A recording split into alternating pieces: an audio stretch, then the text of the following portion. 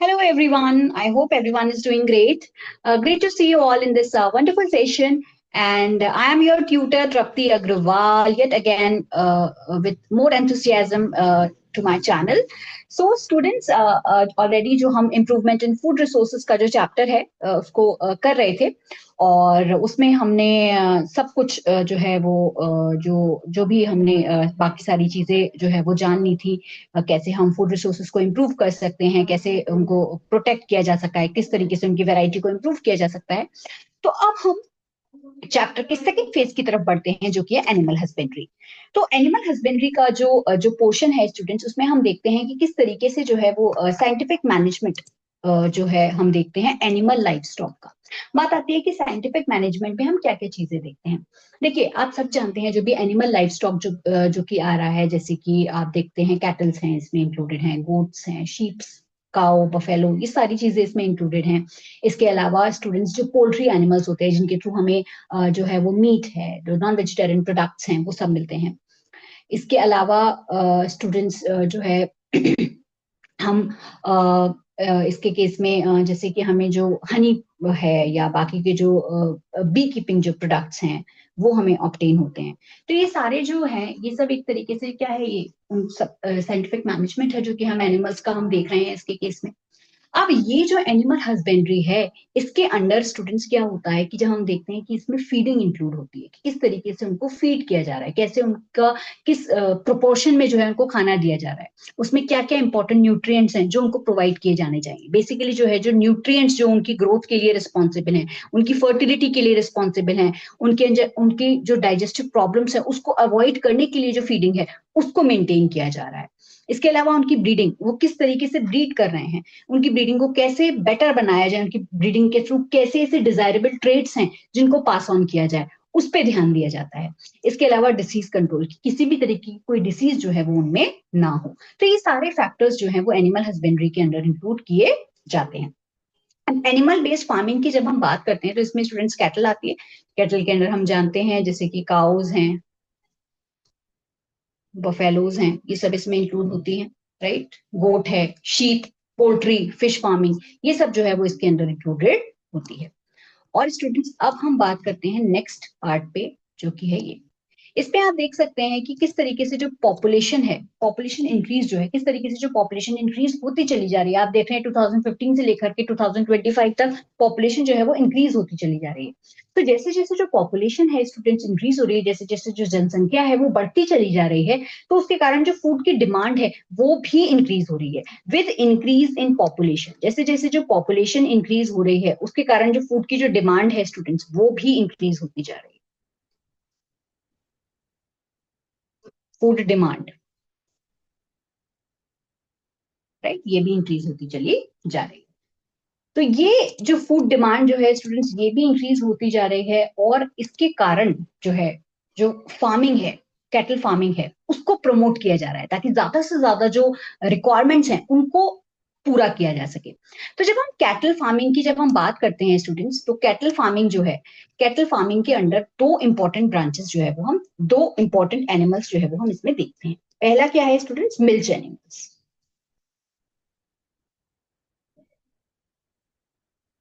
Milk animals जो होते हैं स्टूडेंट, इनको हम बोलते हैं milk producing animals.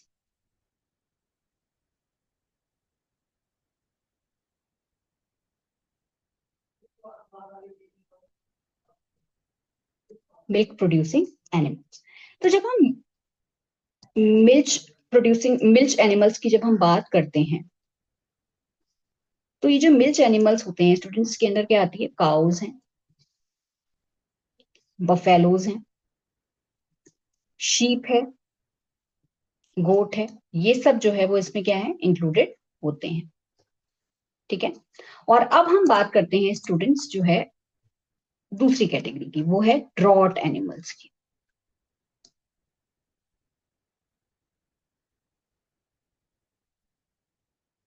Drought animals जो कि किसमें इंक्लूड होते हैं स्टूडेंट्स, एग्रीकल्चरल पर्पसेस के लिए।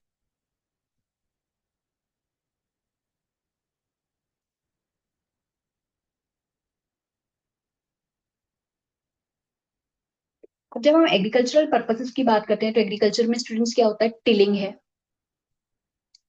टिलिंग में इसका यूज किया जा रहा है। इसके अलावा अगर आपको याद हो, जब मैंने आपसे इरिगेशन की प्रैक्टिसेस डिस्कस की थी, तो इरिगेशन की जो प्रैक्टिसेस होती हैं स्टूडेंट्स, उनमें जो है एक ट्रेडिशनल एक मेथड होता है इरिगेशन का, जिसको हम बोलते हैं राहत। तो उसको भी जो है वो इसके अंदर इंक्लूड किया जाता है। तो इरिगेशन प्रैक्टिसेस भी जो है वो कैटल फार्मिंग के अंदर इंक्लूड की जाती है। तो अब बात आती है कि कौन से ऐसे एनिमल्स हैं जो कि इसमें इंक्लूड होते हैं। ब्रॉड एनिमल्स की जब हम बात करते हैं स्टूडेंट्स, इसमें ऑक्स होता है, इसके अलावा कैमल का भी यूज किया जाता है, राइट, कैमल का यूज किया जा रहा है। और ड्रॉट एनिमल्स में स्टूडेंट्स हम जो गुड्स हैं या फिर और बाकी पर्पसेस के लिए भी इसका यूज किया जाता है, राइट। ऑक्स है, कैमल है, इसके अलावा स्टूडेंट्स डंकी का भी यूज किया जाता है, राइट।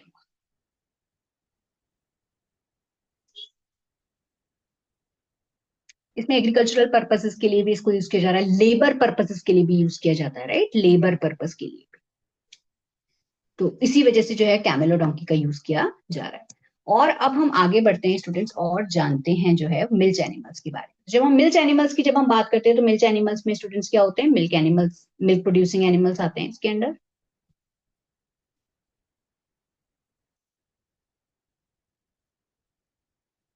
मिल्क प्रोड्यूसिंग एनिमल्स की जब हम बात करते हैं, तो इसमें जो है काऊ है, बफेलो है, उसका यूज किया जा रहा है। काऊ की जब हम बात करें तो इसमें क्या होता है स्टूडेंट्स, बॉस इंडिकस, इसका यूज किया जाता है। इसके अलावा बॉस ब्यूबेलिस, राइट। इस तरीके से जो मिल्क एनिमल्स है इनका यूज किया जा रहा है। और अब हम बात करते हैं नेक्स्ट जो है वो इंडियन और एक्सोटिक ब्रीड्स की। तो इंडियन ब्रीड्स की जब हम बात करते हैं स्टूडेंट्स, तो इंडियन ब्रीड्स में आती हैं जैसे कि आपकी सहीवाल है, गीर है, रेड सिंधी है, कंकरेज है, ये सब जो है वो इंडियन ब्रीड्स में आती हैं। तो इंडियन ब्रीड्स की जब हम बात करें स्टूडेंट्स, तो इनकी स्पेशलिटी ये होती है कि इनमें डिसीज रेजिस्टेंस जो है वो काफी होता है, यानी डिसीज से प्रोटेक्ट करने की जो एबिलिटी होती है वो काफी प्रेजेंट होती है जो इंडियन वेराइटी। जबकि जो एक्सोटिक ब्रीड्स की जब हम बात करें, तो ये जो एक्सोटिक ब्रीड्स हैं जैसे कि होल्स्टीन फ्राइशियन है, करन स्विस है, जर्सी है, ब्राउन स्विस है, ये सब क्या है, एक्सोटिक ब्रीड्स हैं जो कि फॉरेन ब्रीड्स हैं स्टूडेंट्स, जो बाहर की ब्रीड्स हैं। तो जब हम क्रॉस इनकी जब हम ये जो फॉरेन ब्रीड्स हैं इनकी खास की बात करें, तो ये इनमें जो है वो लॉन्ग लैक्टेशन पीरियड प्रेजेंट होता है। क्या प्रेजेंट रहता है इनमें, लॉन्ग लैक्टेशन पीरियड। तो लॉन्ग लैक्टेशन पीरियड जो है वो इनमें रहता है। और अब हम जानेंगे स्टूडेंट्स की इनमें जो है लॉन्ग लैक्टेशन पीरियड, आखिरकार लैक्टेशन पीरियड क्या होता है। तो सबसे पहले जब हम लैक्टेशन पीरियड की बात करते हैं, तो लैक्टेशन पीरियड जो होता है स्टूडेंट्स, जैसे कि आप जानते हैं इसमें 4 फेजेस होते हैं, इसमें 1 2 3 4 फेजेस जो है वो इसमें प्रेजेंट होते हैं। पहला जो फेज होता है वो होता है 1 से 70 दिन का, राइट। इस फेज में जो काव है स्टूडेंट्स, वो ऑलरेडी जो है वो काफ को जन्म दे चुकी होती है, यानी जो काव का जो बेबी होता है उसको काफ बोलते हैं।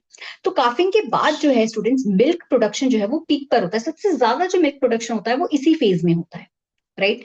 फिर उसके बाद जैसे जैसे जो जो दिन है वो बढ़ते जाते हैं, तो लैक्टेशन जो है स्टूडेंट्स वो कम होने लगता है, यानी जो काउ की बॉडी की जो कंडीशन है स्टूडेंट्स, वो जो है थोड़ी सी इनअप्रोप्रिएट हो जाती है, जिसके कारण उसको क्या दिया जाने लगता है, न्यूट्रिएंट जो है वो प्रोवाइड किया जाता है, ताकि ज्यादा से ज्यादा उसको न्यूट्रिशन मिले, उसकी बॉडी की कंडीशन सुधरे और लैक्टेशन पीरियड फिर से जो है वो नॉर्मलाइज हो जाए। ये जो होता है स्टूडेंट्स, वो पीक लैक्टेशन से मिड लैक्टेशन होता है, ऑलमोस्ट जो है वो मतलब उसको मिड कम जो है वो लैक्टेशन जो है वो होने लगता है। फेज 3 की जब हम बात करते हैं, जो कि 151 से 305 डेज तक के लिए होता है स्टूडेंट्स, ये जो होता है ऑलमोस्ट एंडिंग फेज होता है। इसमें जो बॉडी की कंडीशन है वो बहुत ज्यादा खराब हो जाती है, जो बॉडी कंडीशन है वो डेटीरियोरेट होने लगती है, यानी खराब होने लगती है, body condition becomes week, right. जैसे जैसे बॉडी कंडीशन खत्म होने लगती है, फिर आता है स्टूडेंट्स ड्राई पीरियड। ये जो ड्राई पीरियड होता है स्टूडेंट्स, इसके अंदर जो है वो न्यूट्रिएंट्स प्रोवाइड किए जाते हैं, राइट। इसमें जो है वो न्यूट्रिएंट्स प्रोवाइड किए जाते हैं, न्यूट्रिएंट्स दिए जाते हैं।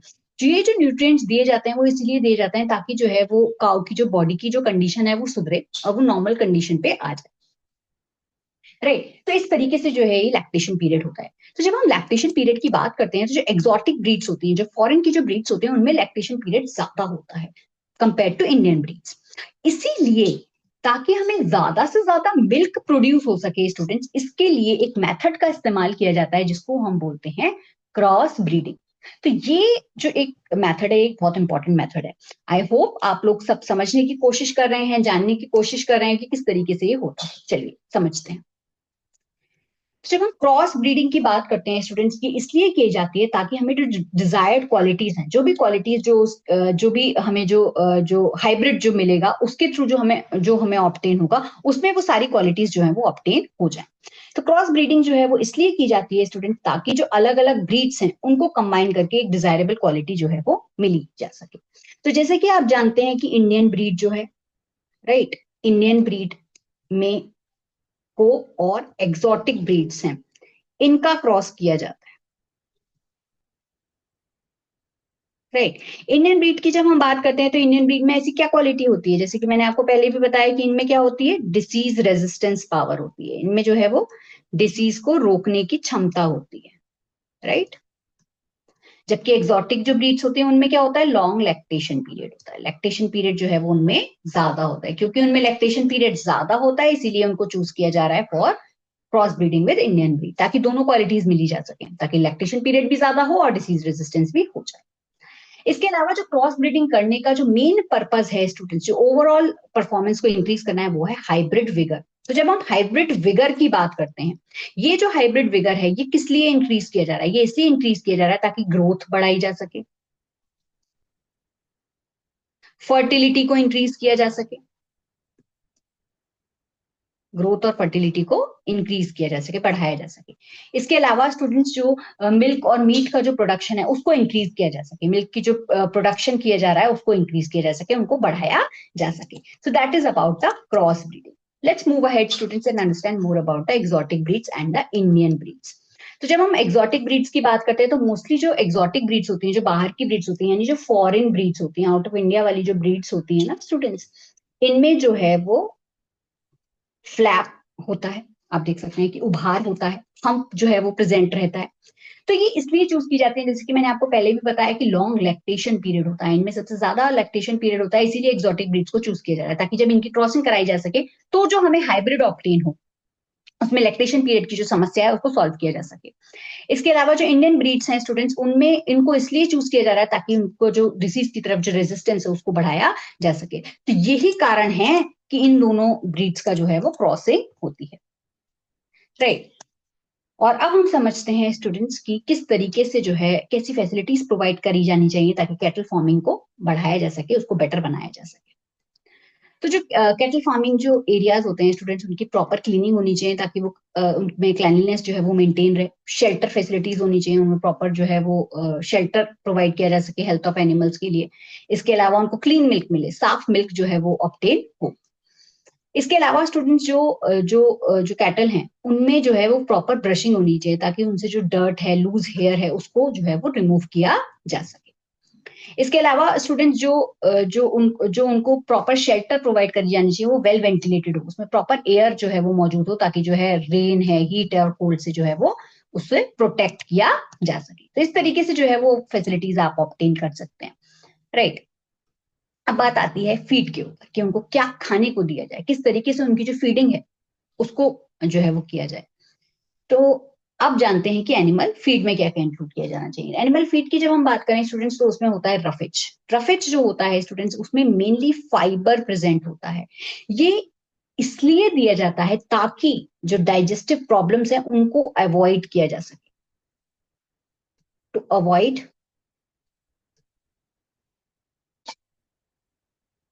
Digestive problems, right. इसके अलावा जो कंसंट्रेट्स हैं उनमें क्या होता है, लो फाइबर कंटेंट होता है, उनमें जो फाइबर कंटेंट होता है वो कम होता है और उसमें प्रोटीन और न्यूट्रिएंट का जो कंटेंट है वो ज्यादा प्रेजेंट रहता है। तो इस तरीके से जो है वो एनिमल फीड का इस्तेमाल, एनिमल फीड जो है वो यूज की जाती है।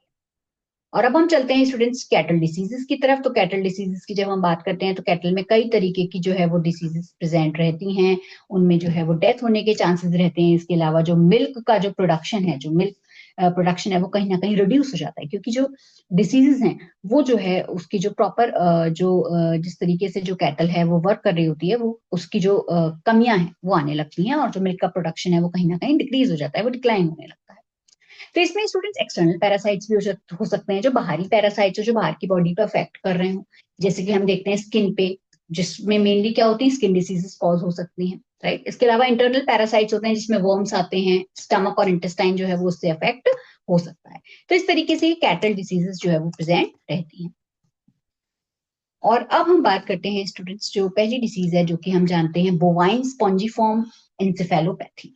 इसमें इसको बीएचसी भी बोलते हैं। इसके अलावा स्टूडेंट्स का एक दूसरा नाम होता है जिसको हम बोलते हैं mad cow disease.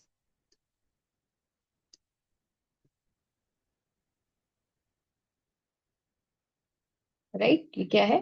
Mad cow disease है स्टूडेंट्स। ये किसके द्वारा कॉज होती है? ये कॉज होती है स्टूडेंट्स प्रायोन्स के द्वारा। अब बात आती है कि प्रायोन्स आखिरकार होते क्या हैं। तो जब हम प्रायोन्स की बात करते हैं स्टूडेंट्स, तो ये इन्फेक्शियस पार्टिकल्स होते हैं। क्या होते हैं ये?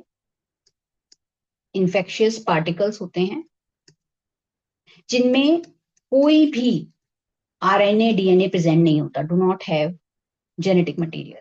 इनमें किसी भी तरीके का कोई जेनेटिक मटेरियल प्रेजेंट नहीं होता। डीएनए और आरएनए, ठीक है। तो ये होते हैं आपके। तो इस तरीके से जो है ये बोवाइन स्पॉन्जिफॉर्म एंसेफेलोपैथी जो है वो होती है, जो मेनली जो है एक तरीके की फैटल फैटल यानी घातक न्यूरो डिजेनरेटिव डिसीज है।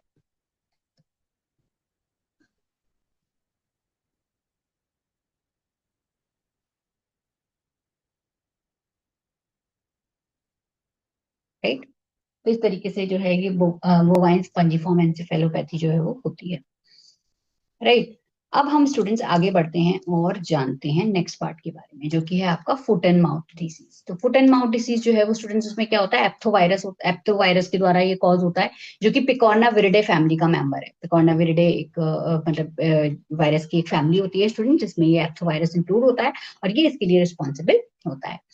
तो ये जो डिसीज होती है स्टूडेंट्स, ये कॉन्टेजियस डिसीज होती है, यानी ये स्प्रेड हो सकती है। इट कैन बी स्प्रेड, मतलब एक एनिमल से दूसरे एनिमल में स्प्रेड हो सकती है। मेनली जो ये जो हूव्ड एनिमल्स होते हैं इनको अफेक्ट करती है। इनमें फीवर हो सकते हैं, इसके अलावा ब्लिस्टर्स हो सकते हैं। ब्लिस्टर्स स्टूडेंट्स एक तरीके के घाव होते हैं जो कि जो है कैटल की बॉडी में हमें दिखाई देने लगते हैं। इसके अलावा जो माउथ है उसमें सलाइवेशन जो है वो बहुत इंक्रीज हो जाता है, और सोर्स मतलब कहीं ना कहीं मतलब आप कह सकते हो कि छाले या जो माउथ है उसमें कहीं माउथ जो है वो अफेक्टेड हो जाता है। तो इस तरीके से इसी वजह से इसको बोला जाता है फुट एंड माउथ डिसीज। तो ये जो है कैटल्स में देखने को मिलती है। और लास्ट में अब हम चलते हैं उस फैसिनेटिंग फैक्ट की तरफ। बाकी का जो पोर्शन है वो हम आगे कंप्लीट करेंगे, जो कि पोल्ट्री फार्मिंग है या फिर एपीकल्चर है और बाकी की चीजें हैं। तो स्टूडेंट्स, आप जानते हैं कि एआई का ट्रेंड है, तो उसमें जो है वो एनिमल फार्मिंग एक बहुत अच्छा गिफ्ट है, एक बहुत फैसिनेटिंग गिफ्ट है, जो कि एनिमल फार्मिंग को कंट्रीब्यूट कर सकता है स्टूडेंट्स। इसको हम बोलते हैं प्रिसीजन लाइफ स्टॉक फार्मिंग। तो उसमें स्टूडेंट्स जब हम एआई की बात करते हैं, तो एआई में आप देख सकते हैं कि डिसीज का डिटेक्शन हो सकता है। डिसीज जो है वो पहले से ही डिटेक्ट हो जाएगी, राइट। इसमें मेनली जो डीप लर्निंग और जो आर्टिफिशियल न्यूरल नेटवर्क्स है उसका इस्तेमाल किया जा रहा है। इसके अलावा स्टूडेंट्स सीएनएन का इस्तेमाल किया जा रहा है। सीएनएन भी एक एआई की ही ब्रांच है, जिसमें हम कन्वॉल्यूशनल न्यूरल नेटवर्क को जो है वो इंक्लूड करते हैं। बेसिकली इसमें जो न्यूरल नेटवर्क है इसका इस्तेमाल करके जो है वो हम डिसीज को डिटेक्ट कर सकते हैं, बिहेवियर रिकॉग्निशन को जो है वो देख सकते हैं, एनवायरमेंटल मैनेजमेंट को, ग्रोथ एवेल्युएशन को, इसको जो है वो देखा जा सकता है। तो एनिमल फार्मिंग में भी जो एआई है उसका बहुत अच्छा कंट्रीब्यूशन जो है वो हमें देखने को मिल रहा है, और एक बहुत बेटर एक ब्रांच है जो कि इमर्ज हो रही है students, and it's wonderful gift by AI to animal farming. तो ये एक स्पेशल पार्ट है जो मैं हमेशा अपने वीडियोस में, अपने लर्निंग में लर्नर्स को देती हूँ। तो इस तरीके से जो है ये था आज का complete lecture. That's about it. So बिल्कुल आप पॉजिटिविटी के साथ आगे बढ़ते जाइए। आउट ऑफ द बॉक्स जो भी आपको थॉट्स आ रहे हैं उनको प्रोसेस कीजिए, उनको अच्छे से जो है वो आगे अपने क्रिएटिव माइंड से सोचते हुए उसको आगे बढ़ाते चले जाइए। So that was it. Thank you very much. Keep learning, keep shining, and be positive. Thank you very much.